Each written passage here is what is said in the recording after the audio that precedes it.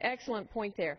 I'd like to yield to my friend from Louisiana, Representative Steve Scalise, and he's a champion of our Second Amendments. And thank you for coming, and I yield to you.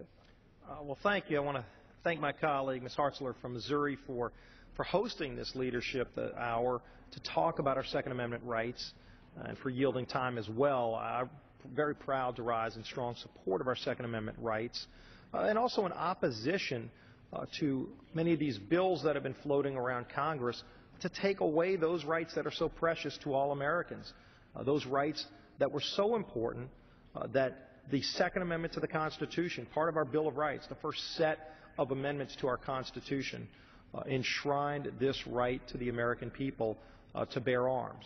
This wasn't a right that they just gave to the militia, to the military, to our local law enforcement. This was a right that was granted to all Americans because it was so precious and important. And when you look at some of the bills that are floating around here these last few weeks, and we were all shocked and saddened by the murders at Sandy Hook. But I think what's also disappointing is when you have these tragedies, unfortunately there are people, Washington politicians, that try to take advantage of those tragedies to then come behind and try to impose their own agenda in the name of somebody else. And when you look at a lot of these bills that have been filed, they had absolutely nothing to do with those murders or any of these other tragedies that we've seen. You look at Sandy Hook, he stole the guns from his mother. He murdered his own mother. I think they counted over 40 different laws that were broken by the Sandy Hook murderer. 40 different laws. And then somebody's going to tell you that one more law that makes it harder for law-abiding citizens to get a gun would have then stopped from doing that, when in fact he didn't even break the laws that they're proposing. And so I think people see through that.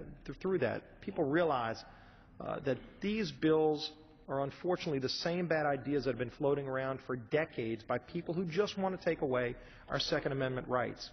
They just don't share those same beliefs that our founding fathers had when they felt that it was so important that all American citizens have these protections.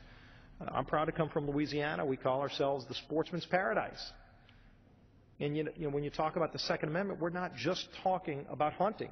Some people want to say, the Second Amendment really is just about hunting. It's not about hunting. It's about a lot more than hunting. It's about the ability for people to protect themselves. I was in New Orleans after Hurricane Katrina. During those days, there were some very dark days. We had a few weeks, not just hours or days. We had a few weeks where you couldn't pick up the phone and call 911. There was no 911 system. In many cases, there was no power for weeks. You couldn't get law enforcement to come if there was somebody trying to come and loot your house or worse. And so the citizen at home in their house with their gun was the only protection that people had for not just days, but for weeks after Hurricane Katrina. One of the more frightening things that happened after Katrina, and there were many frightening things that happened during Katrina, but after Katrina, local law enforcement gave an order to have the police actually go door to door in the city of New Orleans and confiscate guns from law-abiding citizens. It actually happened. It's been well documented to the point where when I was in the state legislature at the time, I filed legislation to prevent that from ever being able to happen again. And in fact, the NRA, who's so decried by all of these gun control advocates, the NRA actually said it's wrong for government to try to go door to door and take your guns from you. And people said, oh, well, that could never happen in America. And yet it happened. It happened in an American city, in New Orleans. After Katrina, there's actual video footage of a woman, Miss Connie. She was in her house in uptown New Orleans, and the police actually came to her house to take her gun, and she didn't want to give up her gun. And they tackled her. They broke her collarbone. I actually brought her to testify for my bill. I'm proud to say my bill passed back then. And no longer can anybody in Louisiana take away your guns, even during a natural disaster. And fortunately, because of the NRA's leadership, they made this a national law. It's now a national law. But that actually happened.